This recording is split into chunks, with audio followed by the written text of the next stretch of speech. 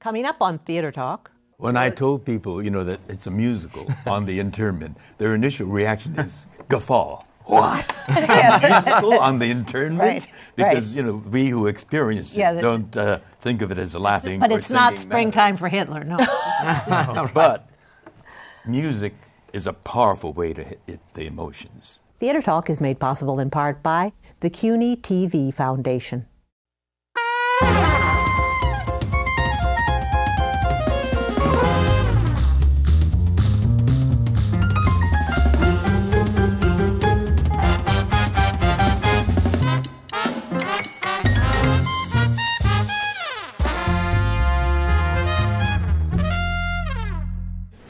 Japanese say, Peppin-san A pretty lady should not sit home with old man on Saturday night. That's not a proverb. No, but should be. From New York City, this is Theater Talk. I'm Susan Haskins, and joining me again, I am so happy to say, is Jesse Green, critic from New York Magazine, to discuss one of the most powerful musicals I have seen in a very long time, Allegiance, now playing at the Longacre Theater.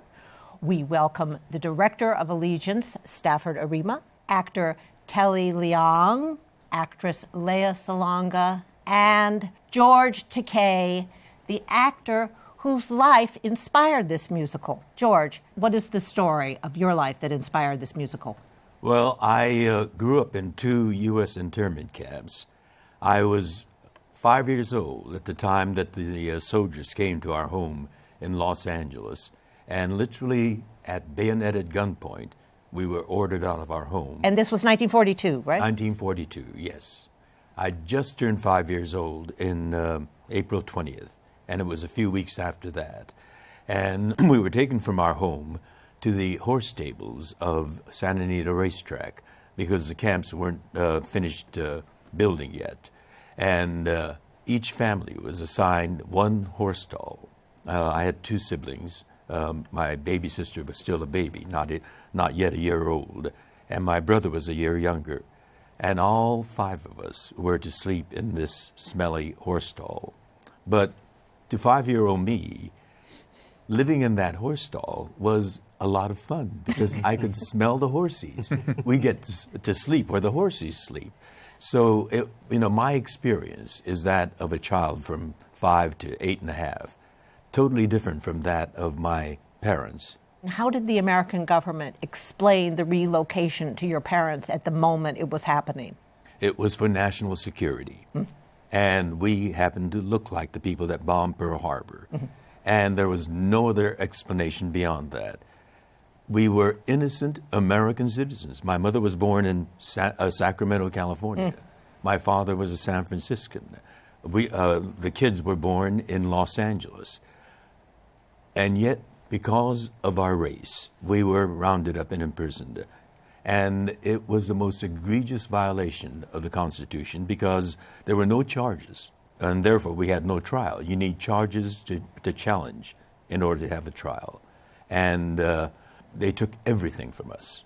My father says they took my business, they took our home, they took our freedom, and we had punishment. But you didn't stay in the stables the entire time. You were eventually moved. It was just a few months. Right. And when the construction was completed, we were put on a train and transported 2/3 of the way across the country to the swamps of southeastern Arkansas. And again, that for me was a lot of fun. I caught pollywogs in the creek and put them in jars and watched them sprout legs and turn into frogs. Living behind those barbed wire fences. Children are amazingly adaptable. It became routine, lining up 3 times a day to eat lousy food in a noisy mess hall, having the searchlight follow me when I made the night runs to the latrine. But to, again, 5-year-old me, I thought it was kind of nice that they lit the way for me to pee. But for the parents, the sense of betrayal to the parents is palpable in watching your show. Stafford, what attracted you to this? Attracted is a wrong word for something, so brought you to telling this story of a family like George's, but a different, a fictional family? There are two reasons. One is my father and my grandmother and aunts and uncles were interned up in Canada. They did the exact same thing up in Canada. My family was from Vancouver, and they rounded up the Japanese Canadians who were on the West Coast and put them in internment camps. So there is a personal connection to the story that just whet my appetite with regards to how to take something like this, never been told before in a Broadway musical, and share that story, this universal story about a multi-generational family. When I read a very early draft, I knew that this was a story that would touch many people, not just people who are from, you know, a Japanese, American, or Canadian, or Asian descent, but people, a human story. Yeah, because you relate to it. You think, what if this had been me? Or you think about it now. I mean, suddenly you think, well, what if suddenly America were to say, well, we're going to round up all the Arabs now and put them in camps? That this is just as egregious back then, just as crazy a thought. Telly, your character really has great allegiance to the United States, as the title says. But what is the trajectory of what happens to him? Well, I think Sammy represents, Sammy, which is a role that I share with George, represents the youth at the time, which, you know, when the war was happening, the young people wanted to get up and do something. You know, the young people were the ones that wanted to sign up and enlist. And the minute Pearl Harbor happened, there was this wave of patriotism that really swept the young people at the time. Very much in the same way that, you know, I can think of after 9/11 happened. There was this wave of patriotism that was felt across the country, and people signed up to serve. And so Sammy represented that sort of allegiance to country and to America that I think is that was very prevalent at the time. And then, Leah, in your character, we have a different point of view on Right. what's going on at the time. Tell us a little bit about that. Well, Kay is kind of the maternal figure of the Kimura family because her mother passed away. No, that's not a spoiler alert. And she then becomes Sammy's mother, primary caregiver. However, once she goes into the camps, things change. And she falls in love with a law student named Frankie. And because he's a law student, he knows the Constitution, he knows the law. And his stance is, well, our constitutional rights were violated. Therefore, I refuse to be drafted. I refuse to fight unless you free us out of these camps. Then by all means, we will be as patriotic as everybody else. And the other side of that argument was that there are many Americans that felt like, even though we have been imprisoned, you know, Sammy's character says, if we were to volunteer to serve, then we would prove our loyalty to the United States, and they would free us. We would no longer be the enemies that they view us to be. But they didn't, did they? They didn't, but, you know, I mean, hindsight is 20/20. There were like Purple Hearts and awards given to the families of the 442, but they were still inside the camps when those posthumous So this very awards political were given. argument, which was spurned from the internment, actually tore families apart. Yeah. It was this fracture that happened with this family, but symbolically also the Japanese-American community. Did it happen in your family? It did. Tell My us parents were, about when that loyalty questionnaire came down, my father said, this is outrageous. Now, tell about the loyalty questionnaire, Lamar. There were two key questions. One asked, will you bear arms to defend the United States of America? And the government sent this to all the interned. Everyone over 17, of the age of 17, had to respond to it, whether you were male or female, 17 or 87, immigrant or American citizen. And that question being asked of an 87-year-old immigrant lady was outrageous. It's preposterous, asking her to bear arms to defend the United States. But even more insidious was question 28, which was one sentence with two conflicting ideas. It asked, will you swear your loyalty to the United States and forswear your loyalty to the Emperor of Japan? The word forswear assumes that there's an existing loyalty, an inborn racial loyalty to the Emperor. And so if you answered, no, I don't have a loyalty to the Emperor to forswear, then you were saying no to the first part of the very same sentence. Do I swear my loyalty to the United States? If you answered yes, meaning I do swear my loyalty to the United States, you were then confessing that you had been loyal to the Emperor and now were ready to forswear it and repledge your loyalty to the United States, thus justifying the internment. It was one of those, when did you stop beating your wife questions. It was outrageous, and my parents said, we will not grovel before this government. They took everything from us, and now they want our dignity. When did you become aware that that was your parents' attitude?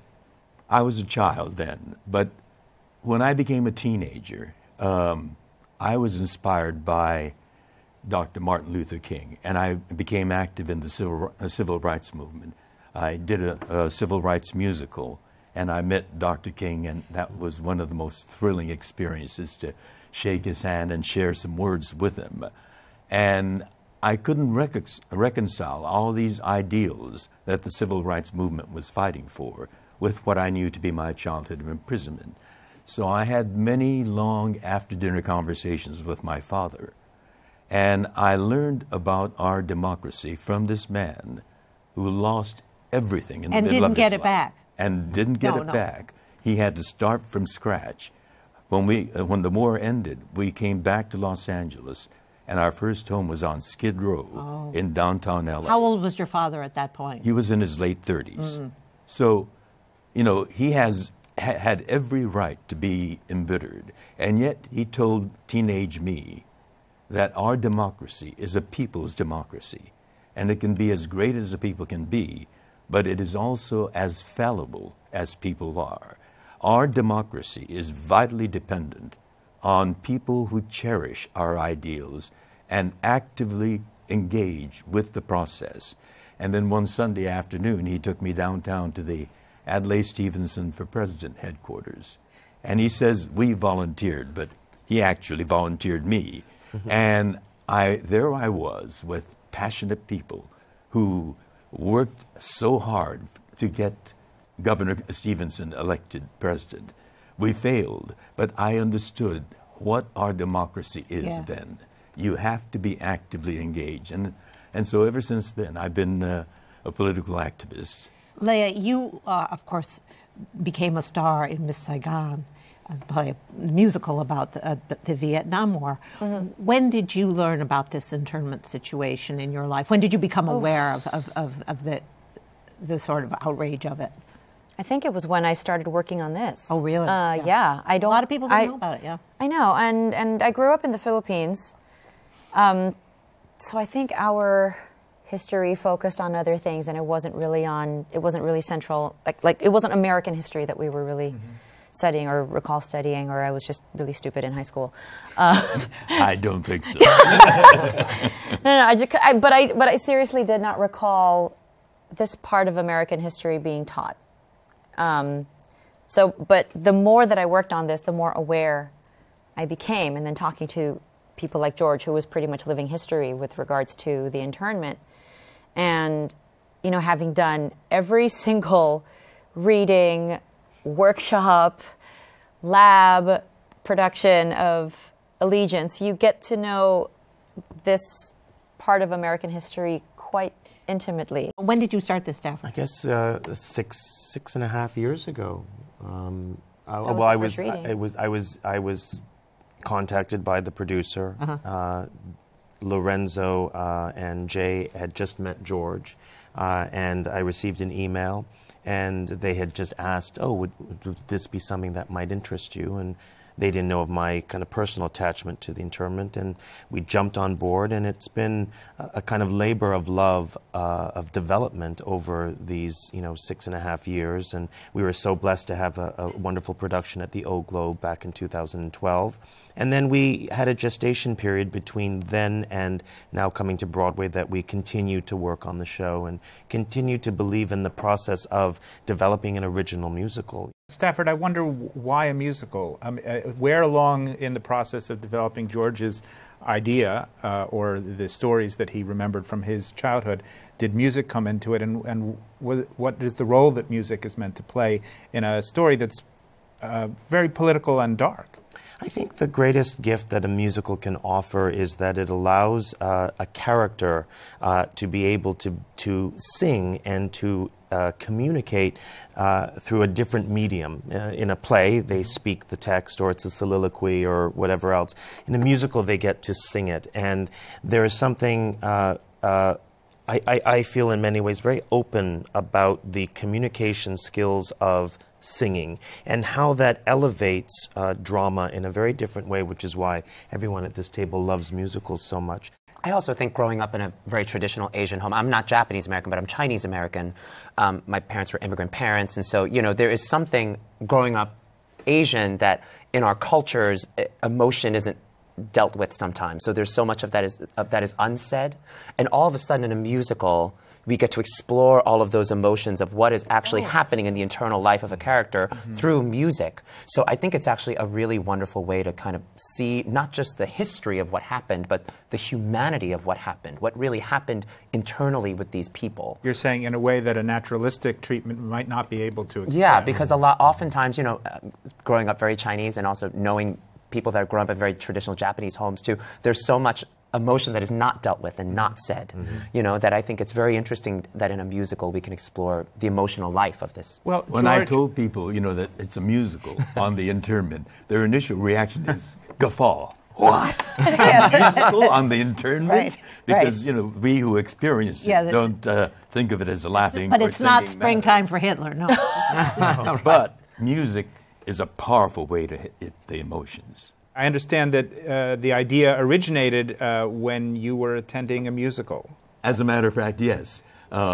In the Heights. Yes. What about the story I've read is that you were found weeping during or after that show. At intermission. At intermission. Right before the intermission, the father has the song Inutil, useless.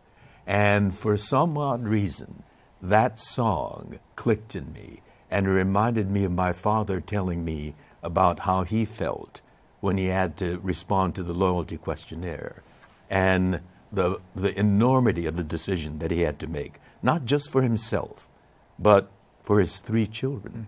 What their future is going to be determined by that decision that he makes. And both my parents were anguished by that. But they said that they're going to stand down on principle and that their children will share that kind of strength of character.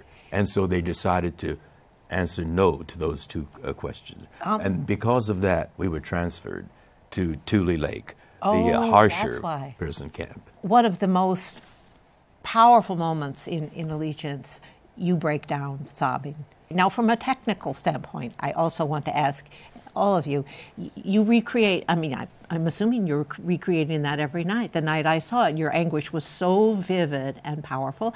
You, Miss Saigon, every night, completely devastated the audience with your breakdown, and you too. So I just want you each to tell me, how technically are you able to get to that place each and every performance? Well, that breakdown I have is a very personal one for me, because as I said about the teenage discussion I had with my father, sometimes those discussions became very intense and very heated because I was an idealistic teenager working on the civil rights movement. And in a heat of passion, I said to my father, "Daddy, you led us like sheep to slaughter by taking us into the internment camp." And the give and take of the conversation suddenly stopped. He was silent, and I immediately knew I had hurt him. I had touched a nerve. And that silence seemed like an eternity. And finally he said, "Well, maybe you're right." And he got up and went into his bedroom and closed the door. I felt terribly. I wanted to apologize, but the door was closed. So I thought, well, tomorrow morning at breakfast I'll apologize. Tomorrow morning came and it was awkward, and I didn't. And I never apologized. And I used that silence after I said that has haunted me all my life. And when I say, "Papa, you were my hero too," I'm thinking of my own daddy. And that tears at me every night. And it wallops the audience.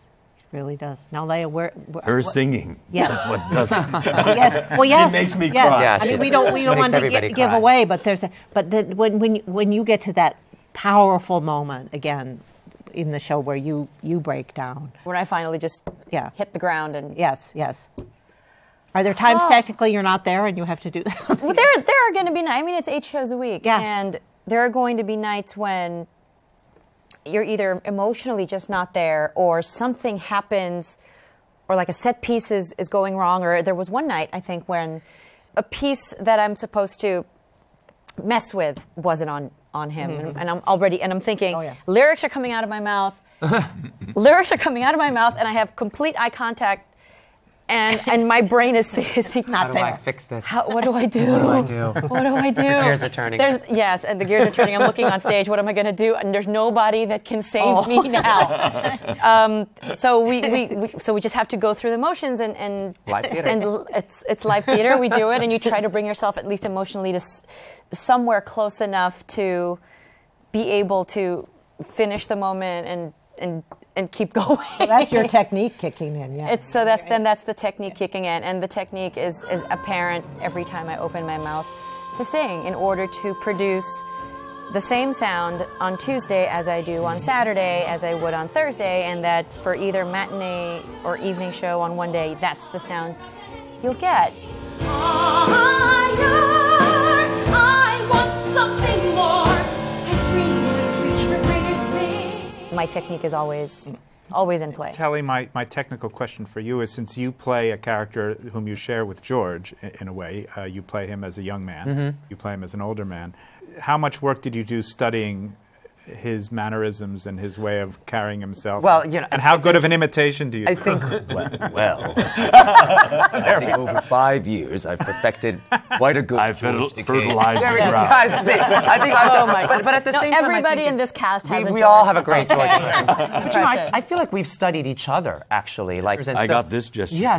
So it's interesting. Like, we found it together, and we'd watch each other. I'd watch him as old, when we passed the baton from the 40s to the present.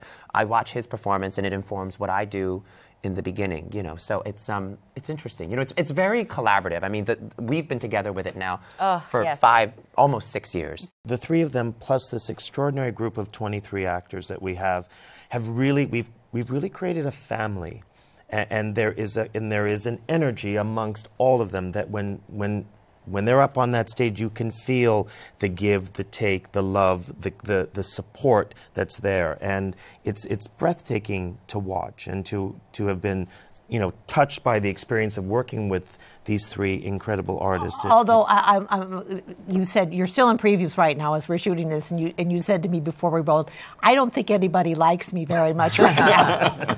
I quickly want to say, though, that it's not all emotional breakdowns, that there's many joyful moments in Allegiance and many production numbers, because you are dealing with how the people in this awful camp, conditions far worse than we were ever led to believe. And that's a measure of resilience. You know, it's not just teeth-gritting toughness, but also the ability to find joy, to find love. Laughter. Yeah. Fun. And that is what made it possible to endure. We use the word gamang. Yes. Endure with dignity, fortitude with pride. The thing that I feel like that really moves people to tears on this show is watching this community be able to survive this and find joy in the desolate places of Wyoming where it's 30 below zero during the winters, and they're still able to find that joy. I mean, that is the part that I think really moves people. I still remember our barrack was right across from the mess hall, and the camp dance that we have as a production number, those dances were allowed by the camp command for the teenagers, and my mother put us to bed early. But I remember hearing the sounds of the 40s, the big band music, Andrew's sisters singing, wafting over the night air to my ears. And so I still relate to the sounds of the 40s. Yeah.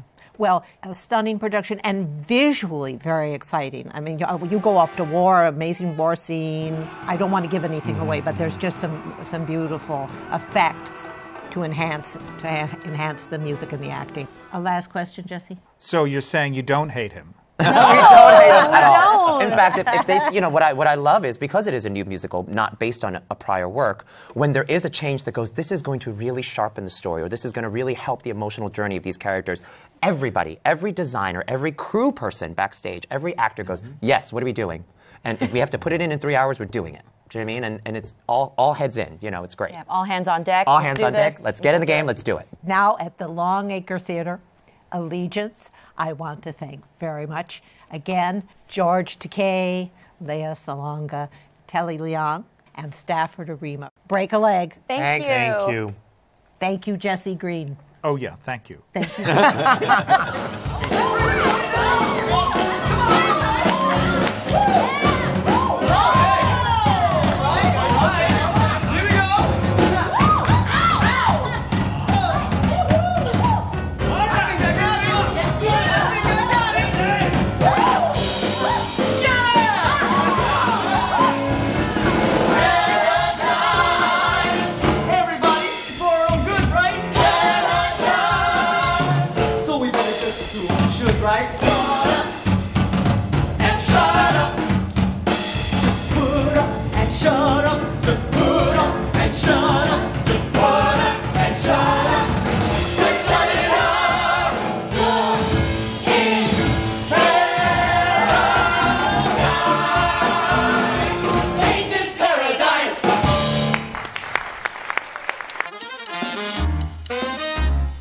Our thanks to the Friends of Theatre Talk for their significant contribution to this production. Theatre Talk is made possible in part by the Frederick Lowe Foundation, the Corey and Bob Dinelli Charitable Fund, the Noel Coward Foundation, Carrie J. Fries, the Dorothy Strelson Foundation, and the New York City Department of Cultural Affairs. We welcome your questions or comments for Theatre Talk. Thank you.